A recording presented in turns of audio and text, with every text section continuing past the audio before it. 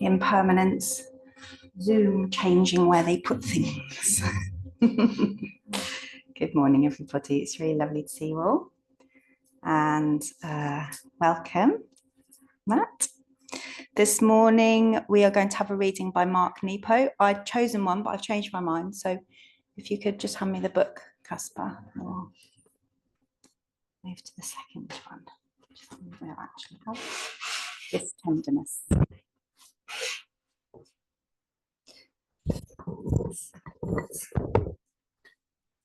So this is Mark Nepo. Yeah, so this book is called Things That Join the Sea and the Sky, Field Notes on Living. And this section is called This Tenderness. We keep looking for a home, though each of us is a home.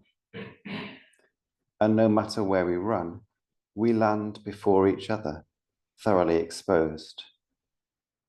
This is the purpose of gravity, to wear us down till we realize we are each other. Though we think we're alone, we all meet here. Though we start out trying to climb over each other, we wind up asking to be held. It just takes some of us longer to land here than others. Once worn of our pretense, it's hard to tolerate arrogance. Once humbled, it's hard to withstand a litany of me. Once burning off the atmosphere of self-interest, there's a tenderness that never goes away. This tenderness is the sonar by which we sense the interior of life. This tenderness is the impulse that frees us. For anything is possible when we let the heart be our skin. The point is to feel whatever comes our way, not conclude it out of its aliveness. The unnerving blessing about being alive is that it can change us forever. I keep discovering that everyone is lovable, magnificent, and flawed. And I'll read it a second time so you can really let it sink in. We keep looking for a home, though each of us is a home. And no matter where we run, we land before each other, thoroughly exposed. This is the purpose of gravity, to wear us down till we realize we are each other. Though we think we're alone, we all meet here. Though we start out trying to climb over each other, we wind up asking to be held. It just takes some of us longer to land here than others. Once one of our pretense, it's hard to tolerate arrogance. Once humbled, it's hard to withstand a litany of me. Once burning off the atmosphere of self-interest, there's a tenderness that never goes away. This tenderness is the sonar by which we sense the interior of life. This tenderness is the impulse that frees us. For anything is possible when we let the heart be our skin. The point is to feel whatever comes our way, not conclude it out of its aliveness. The unnerving blessing about being alive is that it can change us forever. I keep discovering that everyone is lovable, magnificent, and flawed.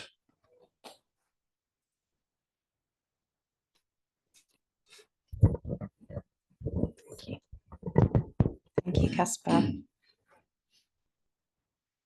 So we'll sit quietly together now for a while.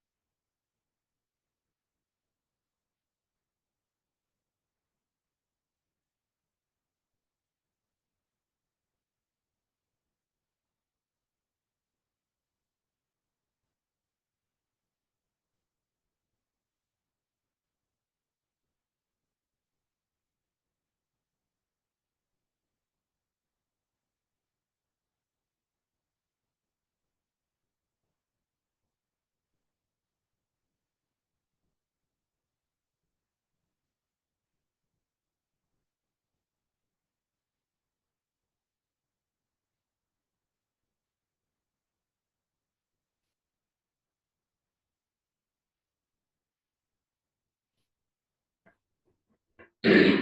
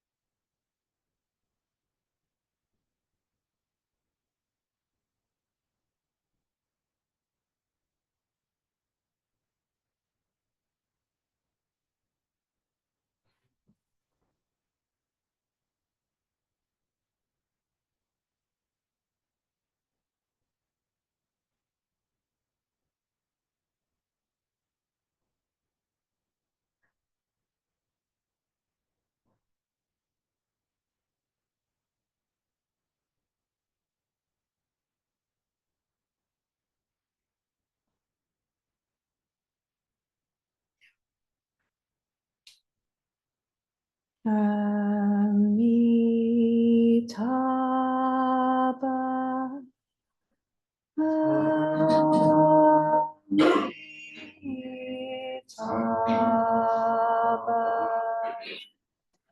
Amitabha,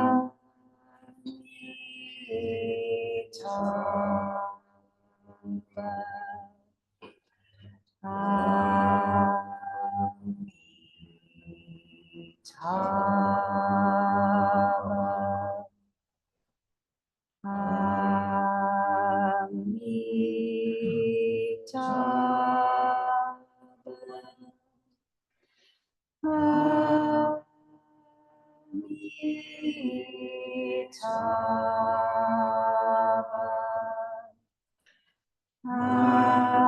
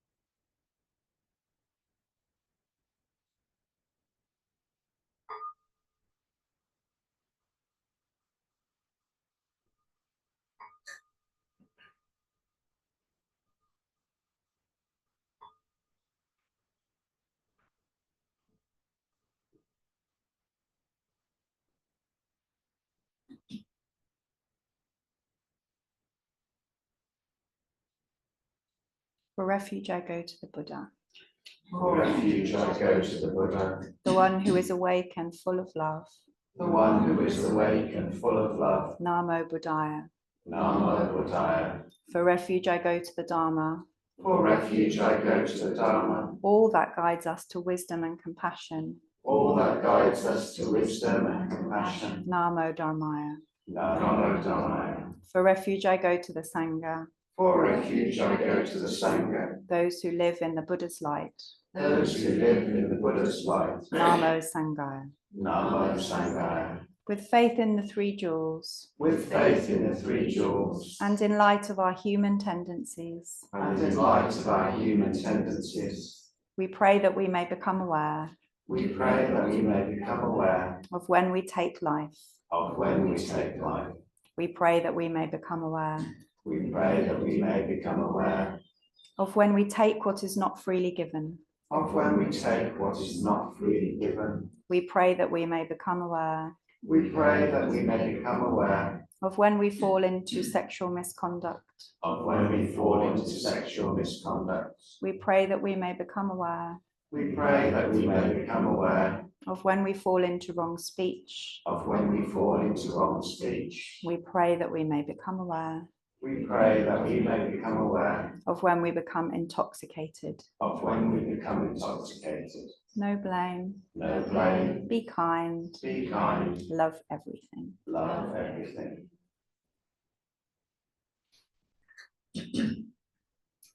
Innumerable are sentient beings. We vow to save them all. Inexhaustible are deluded passions. We vow to transform them all. Immeasurable are the Dharma teachings. We vow to master them all. Infinite is the Buddha's way. We vow to fulfill it completely.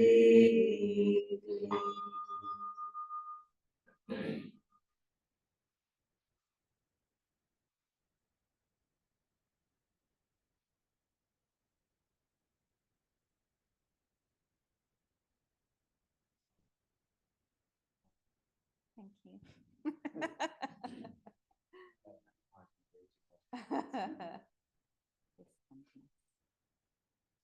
We keep looking for a home, though each of us is a home. Feels quite relevant to me and Casper at the moment. Most of you know that we're in the process of looking for a new home after nearly a decade of living here in this building. The current favourite is 15 minutes walk down the road, but there were 27 viewings and there's already been 4 offers, one of them considerably over the asking price. So we're putting our offer in the ring this week and we'll find out at the end of the week, but we're not expecting that we'll get it. But there is something very there's something that really has been filling me with lots of different emotions about moving home, moving from this place that we've known and loved, and these people and these rituals and these routines and all this beauty, into an unknown other place. And even though we've had particular houses that we've wanted or put offers in and then not got, and there's been this kind of imagining ourselves into that space. Well, who would have which office, and how's that going to work when people come over for a cup of tea, and what will the garden be like to look after? Even though it's impossible not to start imagining ourselves into those different spaces, even if we did get one of those homes, the likelihood is that it would be quite different to actually live there, with unexpected pros and unexpected cons. So I really love what Mark Nepo is reminding us of, which is that although as humans it's entirely natural to seek out refuge, to try to arrange things around us, people, places, our actual, where we actually live, to arrange those things to make us feel like we're safe and that we are at home. We are already at home. We are at home right now in the shrine room together. That this is where our bodies are right now. We've got the sound of someone cutting something outside, and the sky, and the candles that are burning down in an irregular way because of the breeze from the open door. We've got each other. We've got our associations that we have with this room. Some of us, those associations go back nearly 10 years. And we've got our own bodies, whatever state they're in this morning. They might be creaky or tired or hurting or energized or telling us all sorts of things about what's going on in our lives. And so this is where we are, and this is what we have. And that as Buddhists, we are encouraged to take refuge in here and now,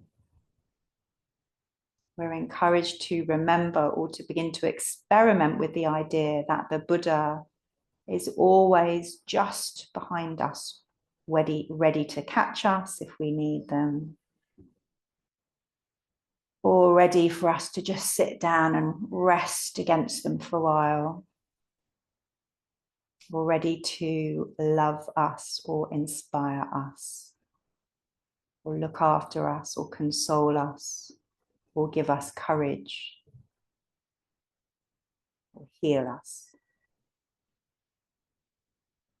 And that as Buddhists, we slowly learn to carry that knowledge around with us, whether or not we actually feel the Buddha's presence. Sometimes we do, sometimes we don't. We kind of know that they're there. And coming together like this in practice gives us a kind of an extra dose of remembering. If we're lucky, sometimes it does, sometimes it doesn't. That the Buddha is like I have right now. I've got a Buddha just to the side of me. I've got Kuan Yin behind me. I've got Tai Chi Chi looking down at me from over there. Vajrapala just over there in the corner. They're all here. They're all present. They're always present. And they help us to feel that truth that we are already home. Namo Meetabu.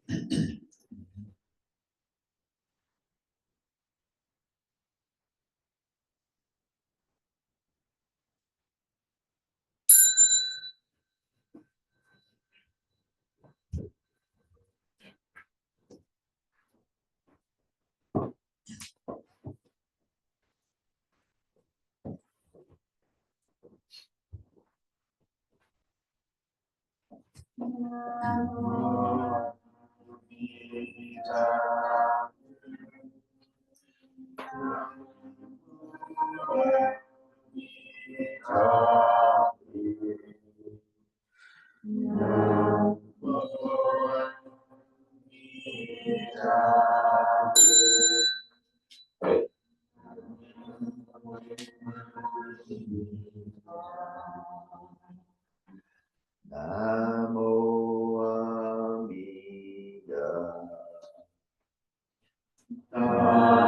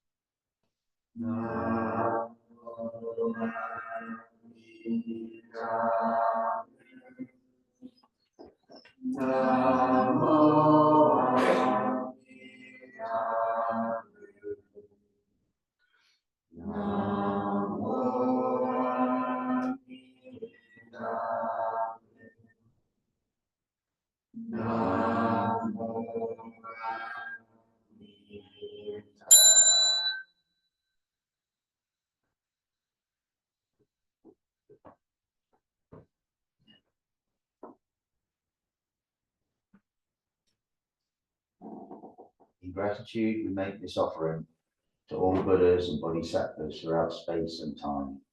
May it be as fragrant as earth herself, reflecting our careful efforts, our wholehearted mindfulness, and the fruit of understanding slowly ripening. May we and all beings be companions of Buddhas and Bodhisattvas. May we awaken from forgetfulness and realize our true homes.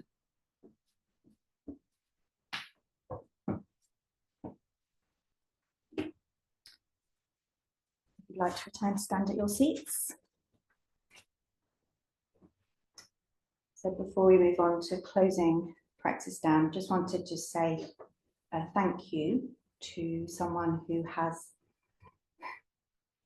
offered much of their life to looking after everyone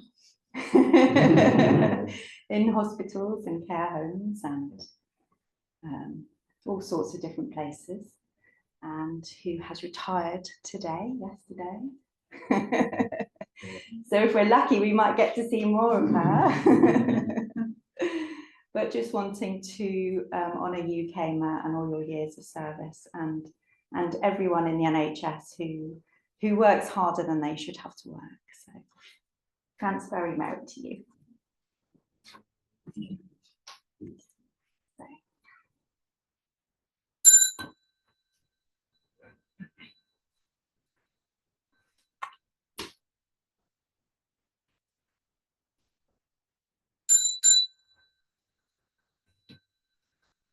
We bow to our seats and tidy our seats.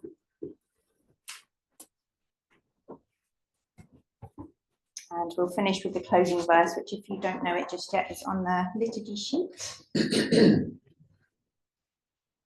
Blessed by Amitabha's light, may we care for all living things and the holy earth.